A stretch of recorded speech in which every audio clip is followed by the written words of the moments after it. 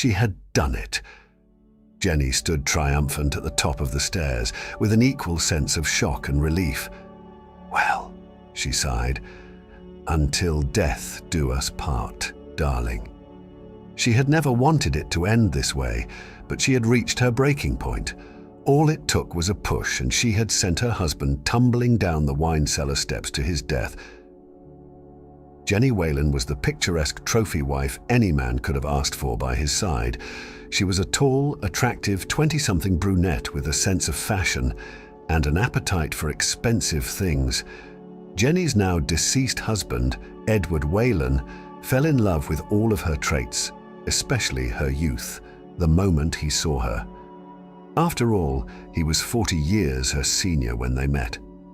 Edward was born into money, having come from a family of wealth and fortune known for being tight-fisted with their assets.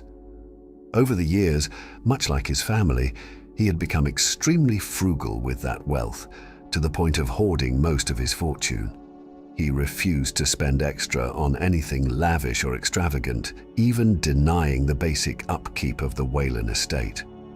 Once a majestic and sprawling estate, it had become neglected and now stood as a lackluster testament to its former glory. In just 1 year of their marriage, Jenny had grown to despise living in that mansion. Night after night, she could hear the sound of movement and scratching within the walls.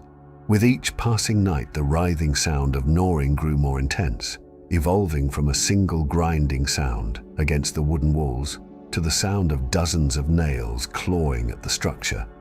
It had to be rats, she told herself, as shivers ran down her spine at the mere thought. Edward dismissed the notion as just her overactive imagination playing tricks and refused to spend the costs to hire any exterminators. Most of his days were spent in business meetings, and at night he preferred not to be disturbed. A heavy sleeper, he often boasted about being able to sleep through an earthquake. Unfortunately for Jenny, such was not the case when it came to her sleep. At night, like clockwork, Jenny could always hear the scurrying and clawing within the walls, just off in the distance. Every night it worsened until she had enough and decided that she needed a way out by any means. She refused to be a victim and settle for half of his estate. In her mind, she had earned it all. Edward's body lay twisted and mangled at the bottom of the staircase, his face frozen in an agonizing stare. It was New Year's Eve, and Edward had sent all of the mansion's housekeeping staff away for the night, presenting Jenny with the perfect opportunity. She made her way upstairs, rehearsing the events in her head, playing it out just as she had planned. She would make a frantic emergency call, sobbing that her husband had taken one too many drinks. Being a light drinker, it wouldn't take much for him to become inebriated and clumsy. He had gotten careless, tripped, and fallen. She arrived at the wine cellar and found him there at the bottom, a victim of his own misadventure. With a deep breath, she dialed 911 and started to sob, rehearsing exactly what she was going to tell the operator. Just as she was about to place the call, Jenny's heart suddenly stopped as she desperately clutched her chest, searching for her necklace that she always wore. The small opal necklace was a family heirloom that had been passed down through the generations. It was the one materialistic piece of importance that she valued above all else. Her mind raced, retracing every murderous step until the realization dawned on her that she knew where it was. Somehow, Edward must have grabbed it in a dire attempt to hold on when she pushed him down those dreaded stairs. Even in death, he remained the bane of her existence, she thought. She had to get the necklace back. After all, having it broken off and clenched in Edward's death grip would raise too much unwanted suspicion. Jenny darted back to the wine cellar steps, coming to a shocking halt upon reaching them. At the cusp of the long and narrow stairs, she peered down, appalled at the sight. Edward's jumbled mess of a body was no longer there. She ran down the staircase and noticed a trail of smeared blood stretched across the floor. There's no way that he could have survived, Jenny thought as she followed the crimson trail, her heart racing with wild anticipation. The air was heavy with a musky stench that invaded the senses the moment it was breathed in. At the end of the wine cellar, the trail came to a horrifying end as Jenny stared at Edward's body, covered in hundreds of rats. The rats had gnawed and dragged his mangled body across the floor, halfway into a large hole in the wall. They swarmed over his prone body, tearing through flesh with an insatiable hunger, their bodies intertwined, forming a grotesque blanket of living flesh and fur. She let out a blood-curdling scream as the wave of rodents dragged Edward's body through the wall, deep into the recesses of the mansio. As they dragged him away, she caught a brief glimpse of her opal necklace still locked in Edward's death grip. For a split second, it shimmered like a glowing beacon amongst blood, teeth, and darkness. The horrible image was burned into the darkest corners of her mind. Jenny stood in shock, staring at the large hole in the wall where the horde of rats had retreated to. A wave of fear paralyzed her, drowning out every noise except for the infernal gnawing and scratching that echoed throughout the room. She knew that she had to go after the necklace before it was lost forever in a maze of brick and mortar. If she could recover her necklace, there was still a way to explain to the authorities what had occurred. Determined to succeed with her plan, she took a deep breath before braving the unknown and slowly set foot into the darkened hole. Guided only by her dimly lit phone, Jenny ventured through the labyrinth of narrow walls. Her elegant red dress tore on the side of a wall as she made her way deeper, while warm blood trickled down her leg, attracting the rats to investigate. Their beady eyes reflected a menacing glare in the darkness as they scurried around. The deeper she ventured through the walls, the closer she could see Edward's body being dragged off by the accursed vermin. The stench of blood and death lingered in the air with every passing step she took.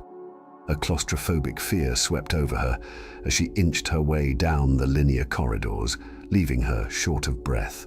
The walls started to feel as if they were getting tighter, and the air around grew denser, making it hard to breathe. It was now almost midnight, and this was not how she had envisioned ringing in the new year. It had felt like an eternity, traversing throughout the walls, always just a few feet behind Edward's body. With every labored breath, she grew just a few inches closer. The necklace was in her sights now. Jenny's heart pounded through her chest with anticipation as she forced her way through.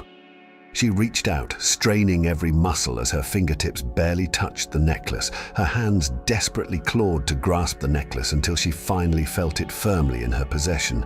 Just as she clutched the necklace, the flooring beneath her started to break and buckle under the weight. It suddenly collapsed, sending Jenny and Edward's rat-covered corpse barreling through the foundation. A wondrous mess of dust and debris rained down as Jenny came crashing down to the bottom with thunderous force. She lay motionless on the floor for a few minutes before attempting to get up. She could feel the rats scurrying around while she fumbled around in the dark, frantically searching for her phone.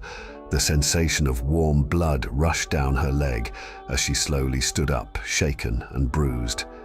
The faint light from her phone flickered in the pitch black as she waved it around in a desperate attempt to illuminate the room. The large basement had been tucked away from the rest of the mansion for decades, it seemed. It lay in ruins, covered in cobwebs and thick layers of dust. Jenny couldn't believe her eyes as she shone the light on hundreds of gold coins strewn about the floor. A vast collection of gold statues, jewel-encrusted heirlooms, and other expensive valuables were amassed throughout the room. A fortune of expensive treasure gleamed like a hopeful beacon of light in an ocean of darkness. Jenny had always known the Whalen family to hoard their fortune, but she never imagined it to be this extreme. An intense feeling of euphoria swept over Jenny like a whirlwind of intoxicating bliss. She started to laugh uncontrollably in the wake of the horror she had experienced upon realizing that all of this fortune was hers. Amidst the rubble of chaos and darkness, a sudden alarm cut through the air like a blade. Jenny's phone began to frantically ring and flash with a notification announcing the arrival of the new year. Startled, she stared at the cracked screen, which lit up in a vibrant display of fireworks and confetti emojis. It was midnight, and the only thing the new year heralded in was the masses of rats that poured out of the darkness, attracted to the sound like moths to a flame. A sea of matted fur and sickled teeth descended upon Jenny like an ocean teeming with ravenous hunger. From out of the darkest corners, the rats streamed in, converging on her. Jenny let out a terrifying scream like a banshee that resonated throughout the basement and reverberated up the walls of the old mansion. The blood from her cuts and gashes propelled the beasts into an uncontrollable frenzy. The droves of rats tore and ripped through her supple flesh with agonizing precision. She frantically tried to fight them off, lashing out to no avail. Their numbers were overpowering. Jenny reached out into the darkness, desperately trying to crawl away. She clutched a handful of gold coins as the relentless onslaught of rats, gnawing and feeding, continued. The vast fortune she had envisioned and coveted was now gripped in blood-soaked hands and drowned out by the perpetual darkness. Her anguished screams went unanswered, forever lost within the ill-fated walls. Subscribe to my channel and don't forget to turn on notifications to see you in the next story.